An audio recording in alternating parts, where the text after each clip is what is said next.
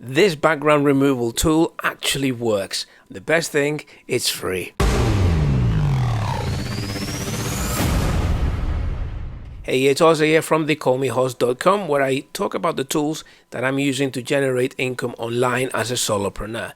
In this channel, I share tutorials and all the great tools that I keep finding along the way. So if this helps you in any way, please subscribe and I'll keep you posted. In this video, I want to share with you a great tool that I've started using again recently. It's a background removing tool and it's free. So this tool is different because it actually works. I've used many tools that remove backgrounds. I think all of us have had the need to remove a background from an image at some point. And I needed to recently, I needed to upload a passport photograph to this website. And I took a photo with my phone with the wall behind me. The problem is the wall wasn't white. It was an off-white. It was like a beige color. And I uploaded the photograph and it failed. And it said the background needs to be pure white. So I tried to remove the background as I've done in the past using some of my tools, my graphic editor. And it just didn't look good because it cuts out into you. And I remembered this tool that I used to use a long time ago, and I thought, I wonder if that's still online. I looked, and it is, and it's still free, and it works like a dream. So in this video, I want to cover two quick points. I want to show you the tool in action, and then I'm going to share with you a great resource where you can get great, high-quality, professional-looking stock images for free. Okay, so let's start with point one. Now, to show you the tool in action so that you can appreciate how well it works, I want to compare it first with removing the background using my normal graphic editor. So here we are on the screen, and this is Pixelmator. It's one of the graphic tools that I use. I also use Infinity, which, by the way, is a great alternative to Photoshop because you pay only once and it's a very low fee. So if you're interested in that, let me know in the comments and I'll talk more about that. But yeah, this is Pixelmator, and here is an image, and you can see that the background image is not too bad. It's not one solid color. There's a bit of a gradient there. So what you would normally do here is click on the magic wand and you select the background. Now, because it's a gradient, the magic wand has a little bit of an issue trying to figure out which pixels it should remove. Now, you can usually set these magic wands to a different tolerance, and that can help you when it comes to selecting the entire background, or you can just drag it along here and hope for the best. So what I'm going to do here is at this point, I'm going to click X to remove that. And the problem is when you start to get too close to the object that you want to keep in the image, in this case, it's this guy, the magic wand can start to eat into the actual image of the guy. In this case, it doesn't seem to be doing that, but you can see this yellow glow outside of this guy's hair because the magic wand is having a real problem trying to remove that. Now, I'm not going to spend a long time doing this. I'm just going to leave it at this. Let me just add a layer just so we can see the change or how good this is. So let me just get a contrasting color and just swap that layer. And yeah, you can see the problem here. If we zoom in, if you look around the weights here, you can see this yellow glow, which the background removing tool, which is the magic wand, couldn't quite remove. And typically, I mean, look at this. This is going to be a real nightmare for anybody, even a graphic designer, to try and remove this. We're talking zooming right in and then spending a long time, probably using 2-3 different tools to try and remove this and make it look good. Okay, so this is the result that I've always had with every tool that I've used, and when it comes to removing backgrounds. And I'm imagining it's probably the same for you. Now, this looks quite artistic actually with this little splash around the guy. But let me show you the tool in action now. What we're going to do is go to the online tool and actually remove the background on this image so that you can compare the two. Okay, so here we are at the website where you can remove the background image. Let me just grab the image and drop it in here and watch what happens. Look at this. That is absolutely fantastic. No need to use a magic wand, no need to click here, there and everywhere. This thing just does it, and it's done a fantastic job. Now I can see a little bit of yellow there where the wrist is. So let's download the image first. And then let's open it just so we can see what that looks like. Okay, so let's make this a little bit bigger. Let's add a layer. Let's color it black like before. And you can see that this is a lot better than what we managed to do with Pixelmator's own native tools. So let me just make that a little bit smaller. And you can compare one with the other here. Again, it's not perfect, I have to say. You do have a little bit of yellow there.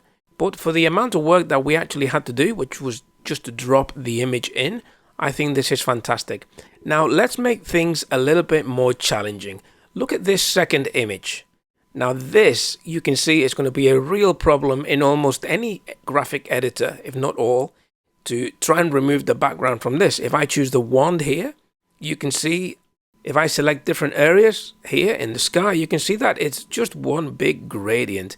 Now, if we zoom in here, you can see that this is going to be a real problem because look at this. You have all these little buildings here in the distance.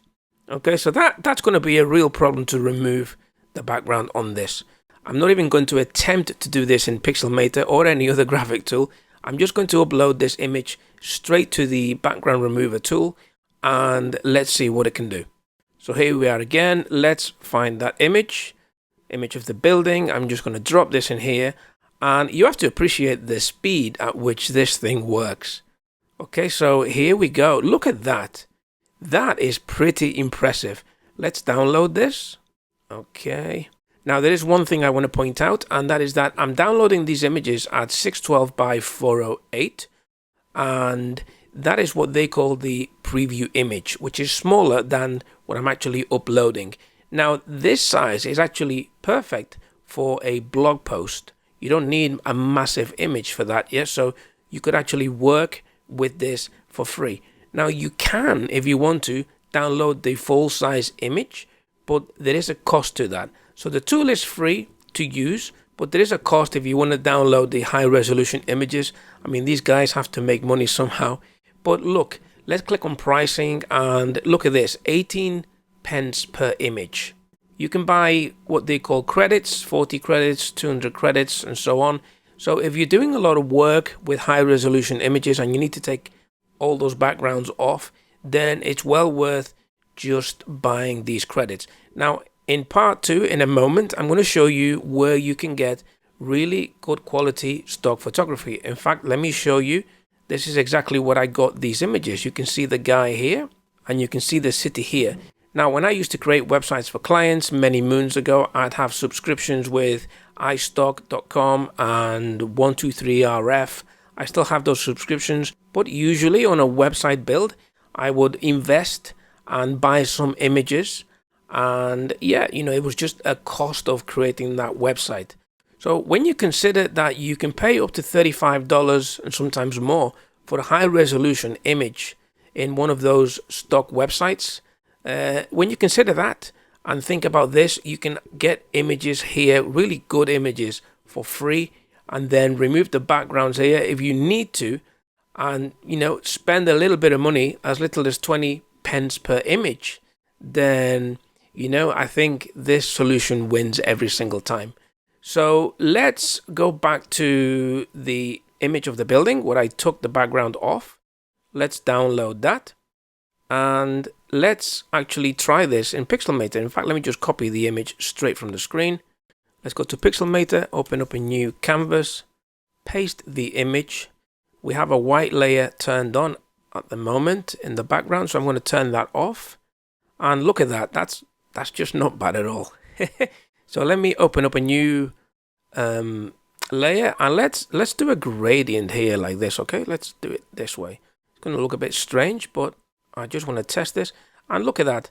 That's not bad at all. Now it has eaten a little bit of the building there. You can see that. So it's not 100% every time. But come on, this was a complicated background. This had so many tones because it was a real image. So it hasn't done a bad job at all. So this is quite impressive. Now in my case recently, as I explained, I had to upload a passport image into this website. So all I did was I went to the background remover tool, removed the background, opened up the image in Pixelmator, added a white background, uploaded it, and it passed fantastic. So for small work like that, and even blog post images, you won't need to pay for credits for the tool unless you really want to. And depending on the image, you might be able to stretch that out and it might still look okay. So you could still get away using this for free for YouTube thumbnails, okay, and larger images. Okay, so that's point 1 in the video, and let me show you where you actually get the tool, because I forgot to mention that. The tool is at remove.bg. Okay, so now in the second point, I want to show you where I get these high resolution images. The website is pixabay.com, and the great thing about this website is that it has over 1.5 million high quality stock images and videos shared by talented photographers and videographers and hobbyists. And this is it. You have fantastic images. And the great thing is that these images don't have any requirements like link attribution and so on. Although I'm sure every artist would appreciate a link back to them. But yeah, you can just use these images for free. Now, I will say one last thing. When you go to pixabay.com, when you do download any image, just very quickly look here on the right hand side at the Pixabay license. Now this one you see here, it says free for commercial use, no attribution required. I believe that's how all the images are, but of course always check, just in case. So that's where I get my high quality images these days. If you enjoyed this video, if you like this kind of video, then please subscribe, because there's a lot more great tools coming up.